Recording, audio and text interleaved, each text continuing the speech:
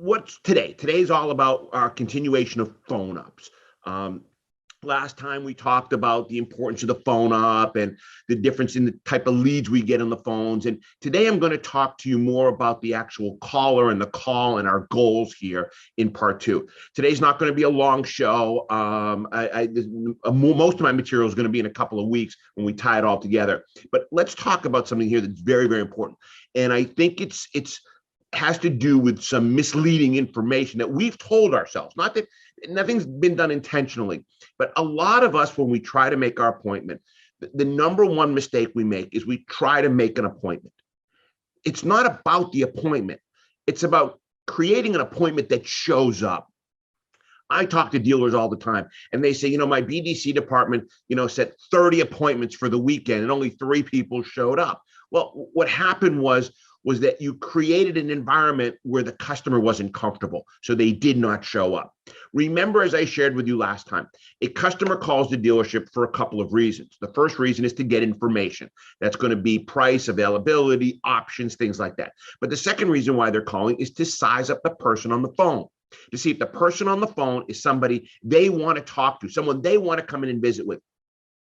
If I call your dealership and you ask me pressure questions immediately, what's my name? What's my phone number? The line of, if we get disconnected, I want to be able to call you back. People get defensive.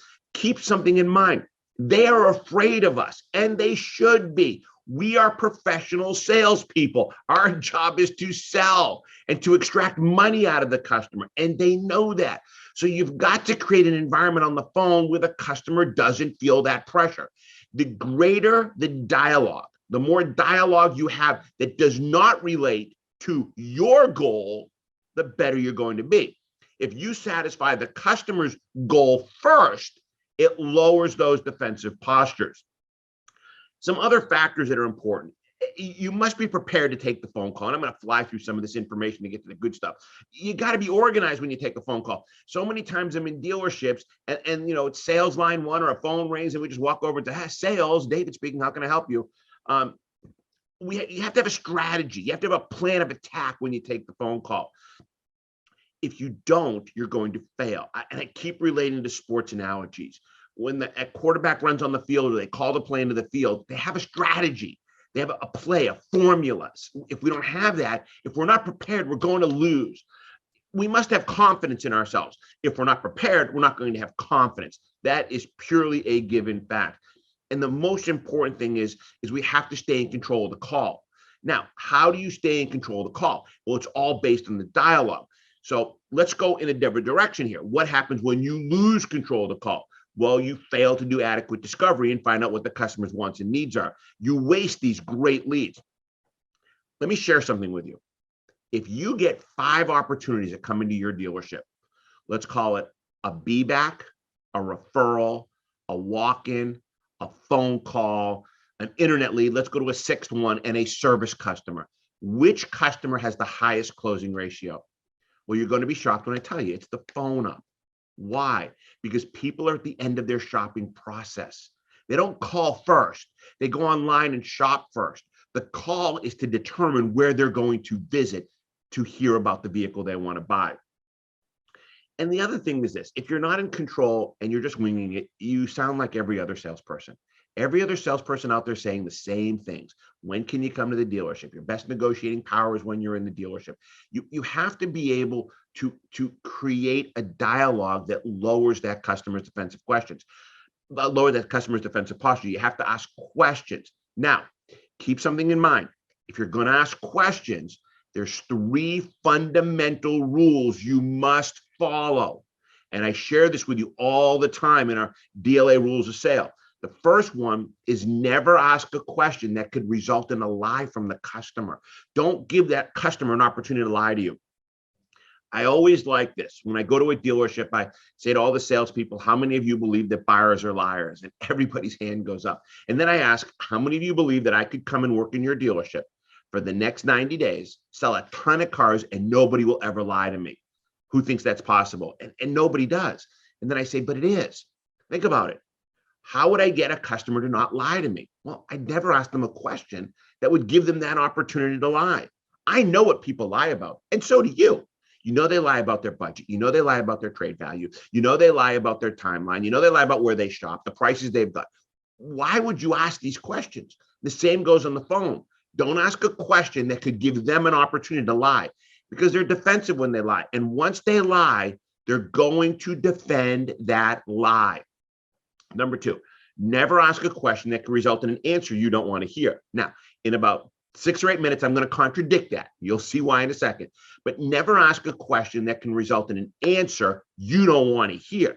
Because here's the problem. If you ask that question and then you don't want to hear it, it sends anybody in a tailspin. So that's very important. And the final one is never ask a question or make a statement that could make the customer more defensive. I got to keep beating this up in your head. They're sizing you up. They're sizing you up. If they like you, they're more likely to come to your dealership.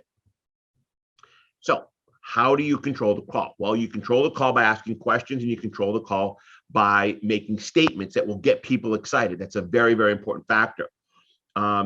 So let's take a couple scenarios, and I'm going to use 2 scenarios. Let's start first with the caller that calls up and just wants the best price. When a caller that wants the best price, what you have to do is you have to give them second thoughts about their decision. So if a caller comes up and we'll just say they're looking for a Honda Accord, and they found one on the internet on your website, and it's got a price of $28,210 or maybe a payment of $400 a month. And they call up and they say, I'd like to get your best price on this vehicle. What you have to do is you have to ask a lot of questions. Well, let me ask you this, Mr. Customer. This is the base model. Yes, that is $400 a month. If I happen to have a base model, but maybe it had a sunroof, would you consider investing another $2 or $3 per month? I know I would. And most people say, no, probably not. Okay, if I had a base model that maybe had an upgraded interior or had an upgraded sound system or had this or this, and it was a couple of dollars, would you consider increasing your budget just a few dollars? And most people, if you say, will say, well, I'd consider it. Sure, I'd consider it. You see, Mr. Customer, I'd hate to give you my best price on this vehicle. And then you come in and you buy the car. And then 2 weeks later, you find out that for $3 more, you could have had this. The price is going to be the price. Again, it's creating the dialogue of making people think about it. You want to drive them into the dealership. Now, what will drive them into the dealership? If, again, we remove the pressure. And then I would follow up and I'd say, Mr. and Mrs. Customer, please understand something. We view all initial visits to our dealership as informational gathering events. We realize that you are still in the shopping phase of your process. This is just one step of the process calling us. So what I'd like to do is have you come in, take a look at the cars we have, drive 1 or 2 of them if you find something you like. Let me give you pricing on all the cars that catch your eye, and then go home and think about it. Consider it. I want you to compare it with the other cars you're going to look at in your shopping process. So are you available this afternoon at 3 o'clock? Are you available tomorrow morning? Are you available Friday night? Whatever time you want to go for. People might ask you, so are you telling me you're not going to try to sell me a car tomorrow when I come in? I might respond and say, well, let me ask this. Do you need to buy a car tomorrow? And most people are going to say, no, I don't need to. Then fine. We'll look at tomorrow as an informational gathering event. We'll look at cars.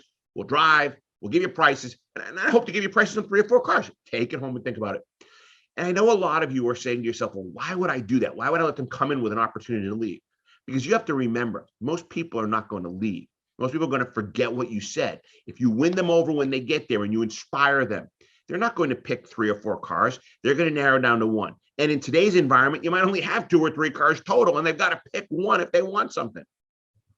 So you've got to give them reasons to come to your dealership. And that brings up the next situation where I'm going to contradict myself. Everybody now knows that cars are expensive and their trades are worth a ton of money. They're all going to kbb.com and they're figuring all this stuff out. So a lot of people are calling the dealership and asking, what is my trade worth? First of all, you never want to say to somebody, well, bring it in. We need to take a look at it. Sure, somebody will do that. But most people say, no, I don't want to drive all the way over there until I know what my car's worth. And then we get the ones who will say, well, what do you have? What's the VIN number? Let me get my used car manager. We go to the used car manager. Of course, he does not want to put a number, or she does not want to put a number on the car. And then we call them back. We give them the number and they say, okay, thank you. Because we're never going to have the best number. And they're just calling other dealerships to do this. Now, I've told you in the past, don't ask people what they think their trade's worth. when they're in the dealership, because you already have them captive. They're already there. But when they call you on the phone and they want to value their car over the phone, here's what I say. I say, wow, that's great. What do you have? And the customer tells me, I have a 2018 Honda Accord with 50,000 miles on it. Fantastic. Please tell me it's white. Yes, it's white. Or please tell me it's not white. No, it's blue. Fantastic. How's the condition? Are the tires in good condition? Yes. How's the interior? Good condition? Yes. Exterior, normal dings and dents for a 5-year-old car? Yes. Any check engine light? No. Have you been up to date on your maintenance? Yes. Wow, that sounds like a great car, and we would want to buy that from you. Now, obviously, you've done some shopping. You clearly have a figure in mind. Can I ask you what that number is? And most people now will give you a number, and it's going to be a high number. We know that. And this is where you're going to catch them off guard, and you're going to win that appointment.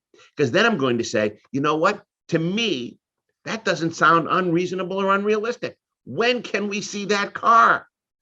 Tomorrow. Fantastic. Bring the car in. We want to see it. Now, a couple of things to keep in mind, because I know a lot of you are going, Okay. Number one, it wasn't my number. It was their number. Okay. Number two, I didn't say we were going to give it to them. I said it sounded reasonable and didn't seem unrealistic to me. But number three, here's the big question. Will we give them that retail number for their car? And in most cases, we will, as long as they pay the retail price plus for our car. We'll trade retail for retail, wholesale for wholesale, whatever makes the customer comfortable. Right now, we're selling cars at retail and we're buying cars at retail. It doesn't matter. And if you're off a few $100s, people are going to understand. Now, is there a chance that you're going to be way off? Yep. But I will bet you a dollar that in most situations, the car they bring in does not match the description they gave you over the phone. Because again, most people have already gone to kvb.com. They see the number there. You're going to give them that number anyways. So in that situation, when they want to know what their trade is worth, ask them what their trade is worth. Ask them what they think their trade's worth. But you got to build up the value of the trade. You got to let them think that you really, really want this car. Okay. Let me see what else we got here. Okay. So I got to start wrapping up here soon, but I got a lot of questions that are coming in. Let me just see if I have any other notes here on my thing. No, I think I covered that. We covered that. We covered that. All right. Let me jump on some questions real quickly, and we'll do 4 or 5 minutes of questions here. Hold on a second. Questions open. Okay. Glenn, isn't asking the customer what they think for their trade risky? Won't they hold us to that number if they come in? Yeah, they might. They might. But I'm going to tell you what, in most cases, you're able to give them a reasonable explanation of what that number you're going to give them is. When a customer comes in with a high, ridiculous retail number, say, absolutely, we'll pay you $15,000 for your car. You got to pay $28,210 for our car. Well, that's the price on the window sticker, right? You want us to pay retail for your car? We got to sell you our car for retail. Abby wants to know, at what point during the phone call should we ask for their phone number? Good question, Abby. At the end. And I know this contradicts everything that we've been taught. I know it does. But you know what? If I build that relationship with that customer, at the very end, I say, great, I've got you confirmed for tomorrow at 5 o'clock. If you're going to be early or late, would you be kind enough to give me a call? Everybody says yes. Then I'd say, great. And obviously, if something happens on my end, I would obviously return the courtesy. And the best number to reach you at is, and most people will give you their number. Not all, but most. The other thing is this. I absolutely want to get an email address. Critical. But what is the one thing I'm going to do once I have that cell phone number? You all should know this. As soon as I hang up, I'm going to go out and make a video of the car they're coming in to see. I'm going to go out there and walk around that car and say, hey, Mr. and Mrs. Smith, fun talking to you. Here's the car we're coming in to look at. I thought you might like to have a video of it. Just an option. Matt wants to know, if the caller demands price before they agree to come in, and then I give them a price, what should I tell them if they have that number beat elsewhere? Matt, you're not going to like what I tell you, but I'm going to give you the real scoop here. I would say, that sounds great. I wish you the best with the car. I would absolutely take it away from them, because in most cases, we know they cannot get that price somewhere else. And if you start lowering your price, you're falling into their trap. Look at folks, we're definitely at an advantage now. We struggle getting inventory. We can hold our price. If somebody wants to play that game, let them play that game. Take it away. Great. That sounds wonderful. Obviously, we don't have that luxury. We offer so much here at our dealership. It's just not something we would do at this time. But I wish you the best. And a lot of people will backtrack. All right, someone coming in as unknown. When it comes to the trade, if my customer offers a figure that I know is way off track, should I still say it doesn't sound unreasonable? Yeah, I would. I mean, usually when these people come up with these ridiculous, stupid numbers, there's a reason why. It's because they owe that much on their trade. And usually they're overstating what the value of the trade is. All right, Brad wants to know if I'm going to be selling cars over the phone in the digital process, should I then ask if they want to buy the car over the phone? Ooh, good question, Brad. Here's my philosophy on that. Anytime you give somebody a price, then you have to ask for the sale. Absolutely. And all I would just ask is, would you like to buy the car? You have to ask for the sale. And finally, William, will do one more here. How would you handle someone who offers you an unreasonable figure on a new vehicle over the phone? Oh, I think I just handled that. But I got another thought in my mind here. If somebody offers me a ridiculous price over the phone, again, I would just say, thank you for calling. Unfortunately, that is nothing that we would be able to honor at this point in time. The takeaway always works. It catches people off guard. They're expecting you as a car salesperson to be aggressive. You've got to take it away from them and just say, thank you. Again, we're in the driver's seat. We don't have a lot of inventory. We're going to sell that car to somebody else. So I'm going to wrap up. I hope I've given you a few good pointers today. Try them out. Keep me posted. I know I see a few more emails popping in, questions popping in. I'll answer those later this afternoon via email. So everybody be safe, and I'll see you again in a couple of weeks. Take care. Bye-bye.